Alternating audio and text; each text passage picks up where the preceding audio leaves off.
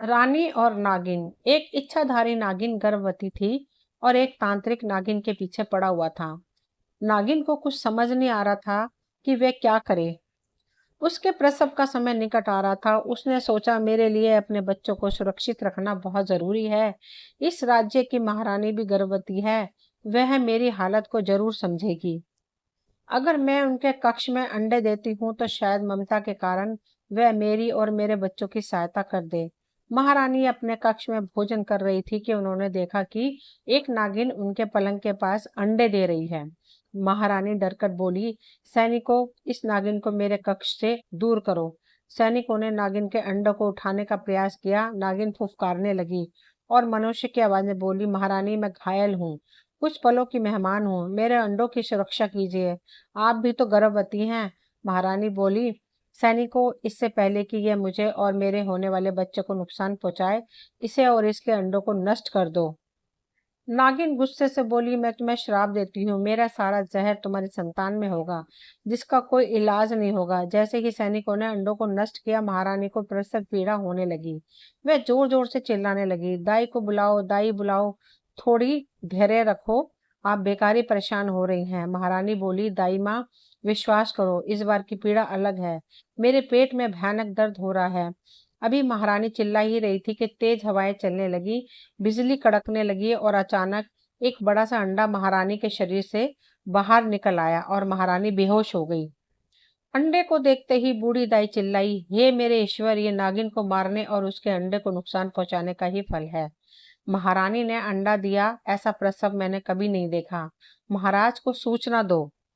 दासी बोली, हमारा भाग्य देखो, हम सब महाराज के बच्चे के बदले अब इस अंडे की देखभाल करेंगे। दाई बोली, भला महाराज को कैसे बताएं कि महारानी ने अंडा जन्मा है। महारानी को होश आते ही पूछा, अरे दाई माँ, मेरा बच्चा कहाँ है, नजर नहीं आ रहा। दासियों ने एक सोने के पालने में रखा हुआ बड़ा सा अंडा महारानी को दिखाया। महारानी बोली, अरे ये क्या अंडा, तुम सब पागल तो नहीं हो गई? मैं कोई मैना हूँ जो अंडा दूंगी? दासियां अंडा लेकर महारानी के पास आने लगी। तभी अचानक भूकंप आया और अंडा दासियों के हाथ से नीचे गिर गया। आसमान में तेज बिजली कड़कने लगी। अंडे में बहुत प्यारी सी बच्ची थी। दासियां बोली, देखिए, राजकुमारी को छूते ही हमारे हाथों में तेज जलन होने लगी है, हमारे हाथ बुरी तरह जल रहे हैं। राजकुमारी के शरीर में जहर है। महारानी बोली, मुझे मेरी बच्ची दे दो, मैं अपनी बेटी को गले लगाना चाहती हूँ। 10 वर्ष बाद भी क्या मैं अपनी औलाद को छू नहीं सकती? लेकिन जो भी बच्ची को उठाने जाता, जहर के कारण उसके हाथ जलन से भर जाते। महारानी जलन की परवाह किए बिना अपनी बेटी को गोद में लेती है। महारानी बोली, दासियों, तुम्हें समझ में नहीं आ रहा, महाराज को इस घटना की सूचना दो। दासी बोली, जरूर, मैं अभी जाकर महाराज को सूचना देती हूँ। दासी बोली, महाराज, महारानी ने बेटी को जन्म दिया है। महाराज बोले, बहुत अच्छा, कैसी है मेरी राजकुमारी, तुम इतनी डरी हुई क्यों हो?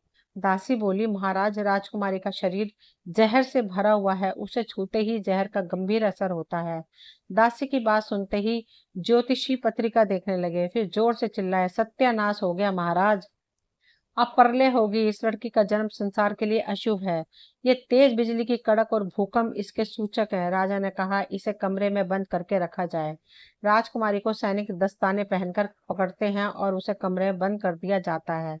सारे राज्य में प्राकृतिक आपदा के कारण धन और जन की बहुत हानि होती है। राजा ने ज्योतिषी से कहा, इस समस्या का कोई तो समाधान बताइए। ज्योतिषी बोला, महाराज, उसके लिए एक शीशे का महल बनवा दीजिए, जहां उसकी जरूरत की सारी चीजें हों, उस पर हम सबकी नजर रहे और राजकुमारी को कष्ट भी ना हो। महाराज ने उसके लिए एक शीश महल बनवा दिया और उसका नाम आशु रखा। जब आशु 16 वर्ष की हो गई तो राजा ने कहा, मैं भी दुनिया देखना चाहती हूँ, सबसे मिलना चाहती हूँ, आप मुझे इस कैद से आजाद कर दें, अब मुझसे यहाँ और नहीं रहा जाता। महाराज ने कहा, माना कि तुम राजकुमारी हो, पर तुम्हें कोई हक नहीं कि तुम प्रजाजनों को नुकसान पहुंचाओ, तुम बाहर आकर किसी को भी दर्द पहुंचा सकती हो। आशु ने कहा, पिताजी, अब मुझे खुद को बस में रखना आ गया है, मैं किसी को नुकसान नहीं पहुंचाऊंगी। राजा ने कहा, अगर ऐसी बात है तो तुम बाहर आ सकती हो। आशु बाहर आ गई और महल में घूमने लगी। अचानक आशु ने देखा कि एक खरगोश महल के सरोवर में डूब रहा है। वह उसे बचाने के लिए सरोवर में कूद पड़ी, किंतु उसके स्पर्श से ही सरोवर का पानी नीला हो गया और जहर के प्रकोप से खरगोश मर गया। राजा ने आशु से कहा, तुम्हें शीश महल में ही रहना होगा जब तक तुम्हारी बीमारी का इलाज नहीं मिलता। हम तुम्हारे लिए किसी को खतरे में नहीं डाल सकते। अगर तुम बिना आज्ञा बाहर निकली तो तुम्हें इसकी सजा भुगतनी पड़ेगी। आशु को राजा की बात बहुत बुरी लगी। उसे उदास देखकर राजा बोले, तुम जानती हो आशु, हम तुम्हें बहुत प्रेम करते हैं, लेकिन हमें तुम्हारी और अपनी प्रजा की भी चिंता है। अगर कुछ भी हुआ तो यह किसी के लिए भी अच्छा नहीं होगा। आशु ने कहा, लेकिन पिताजी, इसमें मेरा क्या कसूर है? मुझे ही सब क्यों सहना पड़ रहा है? मैं जानती हूँ आप मुझे प्रेम नहीं करते, क्योंकि आपको अभी मेरी कोई जरूरत नहीं है, लेकिन जिस दिन आपको मेरी जरूरत पड़ेगी उस दिन तो आपको मुझे यहाँ से निकालना ही पड़ेगा। आशु को दास भोजन देने आया तो आशु ने भोजन खाया और अपने कंगन देने के लिए दास के पास गई। जैसे ही उसने दास को छुआ, वह जोर जोर से चिल्लाने लगा। दास बोला, मेरा पूरा शरीर जल रहा है, ये क्या हो रहा है? मेरी सांसें रुक रही हैं। मौका देखकर आशु भाग गई। एक दिन तांत्रिक आशु के पास से गुजरा। तांत्रिक ने सोचा, मुझे ऐसा आभास क्यों हो रहा है कि वह जहरीली नागिन यहीं आसपास है। कुछ देर तलाशने के बाद तांत्रिक को वह नागिन मिल जाती है। तांत्रिक मंत्र शक्ति से भरा हुआ पानी आशु के ऊपर फेंकता है और देखते ही देखते आशु तांत्रिक की कैद में आ गई।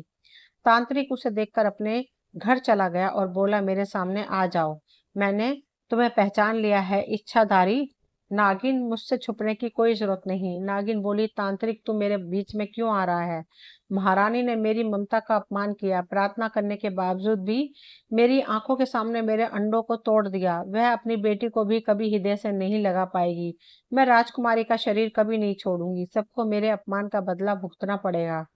तांत्रिक बोला, नागिन तू सारे मानव समाज से इस बात का बदला नहीं ले सकती। तू महारानी को क्षमा कर दे, या फिर मुझे बता तेरा क्रोध कैसे शांत होगा। नागिन ने कहा, मेरा क्रोध शांत करना चाहता है तो सुन, महारानी को मुझसे मुकाबला करना होगा। तांत्रिक ने कहा, कैसा मुकाबला? नागिन बोली, उसे एक परीक्षा देनी होगी। अगर वह जीत गई तो उसकी बेटी को श्राप से मुक्ति मिलेगी। तांत्रिक राजा के पास जाता है और कहता है, महाराज, आपके दुख का उपाय मेरे पास है। मैं राजकुमारी को ठीक करवा सकता हूँ, लेकिन उसके लिए महारानी को नागिन की दी हुई चुनौतियों का सामना करना होगा। महाराज, यदि आपको ये शर्त मंजूर है तो मैं राजकुमारी को हमेशा के लिए इस मुसीबत से निकलवा सकता हूँ। महाराज ने कहा, मुझे मंजूर है। तांत्रिक महल में महारानी के साथ जाता है, तभी वहां नागिन भी आ जाती है। नागिन बोली, महारानी, कल पूर्णिमा है, आपको पूरी रात नागरानी की पूजा करनी होगी। अगर आपकी पूजा से नागरानी खुशी हुई तो आप उनसे वरदान के रूप में इस श्राप से मुक्ति पा सकती हैं। लेकिन याद रखना, ये परीक्षा आपके लिए बहुत कठिन होने वाली है। नागरानी कभी भी किसी को यूं ही दर्शन नहीं देती। उनके दर्शन के लिए कई वर्षों तक पूजा करनी पड़ती है। ये 3 दिन की पूजा आपके जीवन के सबसे कठिन दिन होने वाले हैं। या तो आप इस तपस्या के बाद अपनी बेटी को बचा पाओगी, वरना खुद भी मारी जाओगी। क्या आप इस परीक्षा के लिए तैयार हैं? राजा ने कहा, असंभव, ऐसा करने से तो महारानी की मृत्यु निश्चित है। महारानी ने कहा, महाराज, मैं अपने प्राण देने को भी तैयार हूँ। मैं जितना भी कर लूँ उतना कम है। दासियों, तुम मेरे वहां जाने की तैयारियां करो। महारानी पूरी रात नागरानी की पूजा करती है और अगले दिन कुएं में प्रवेश करने को तैयार हो जाती है। राजा बोला, हमें कुछ ठीक नहीं लग रहा महारानी। महारानी ने कहा, महाराज, मैं जानती हूँ कि आपको मेरी चिंता है, लेकिन मैं अपने पापों की सजा कब तक अपनी बेटी को भुगतने दूंगी? मुझे मेरे पापों की सजा मिलनी ही चाहिए। अगर मैं ना लौटी तो आशु का ध्यान रखना और नागिन से कहना कि मुझे माफ कर दे।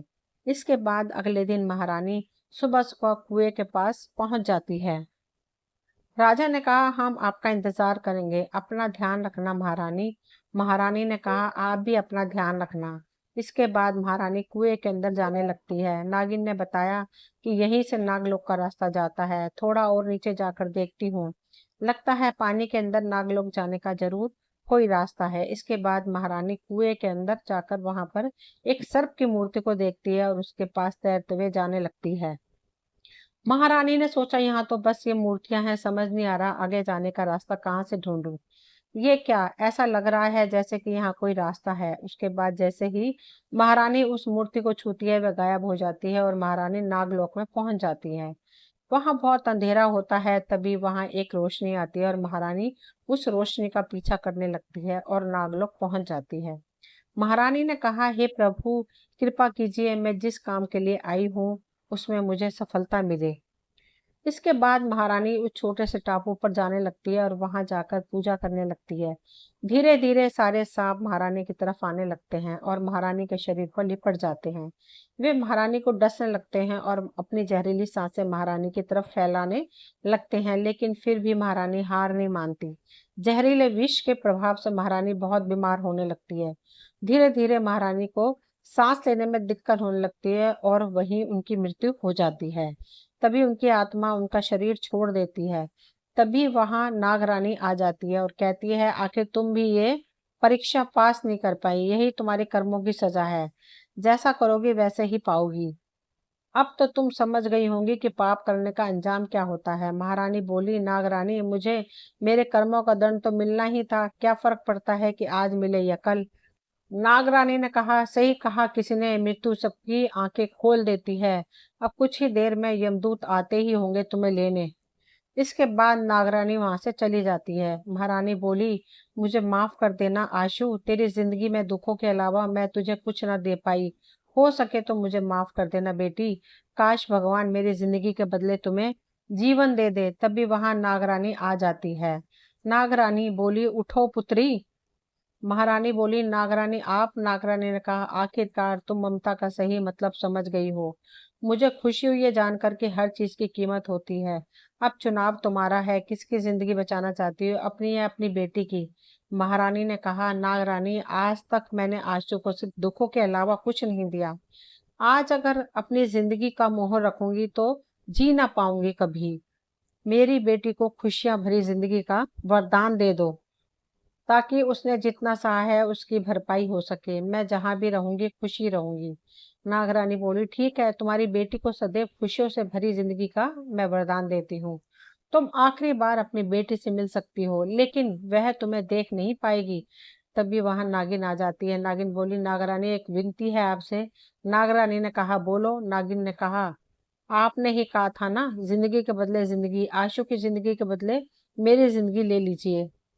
अपनी संतानों को खोकर वैसे भी जिंदगी जीने का कोई उद्देश्य समझ नहीं आता। खुद तो अपनी संतान का सुख पा ना सकी, कम से कम किसी को वह सुख देकर दिल का एक बोझ तो कम हो कर ही सकती हूँ। नागरानी ने कहा, तुम सच में महान हो नागिन, मैं तुमसे बहुत प्रसन्न हूँ। जाओ और अपनी नई जिंदगी शुरू करो। तुम जल्दी माँ बनोगी और वह बनेगी हमारे साम्राज्य की नई नागरानी।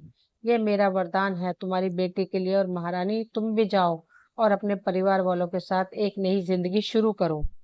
इसके बाद नागरानी वहां से चली जाती है। महारानी ने कहा, मुझे माफ कर देना नागिन, तुम्हारे सामने जितनी माफी मांग लूं उतनी कम है। हो सके तो मुझे माफ कर देना। आज से लेकर तुम्हारे प्रसव तक तुम हमारी जिम्मेवारी हो।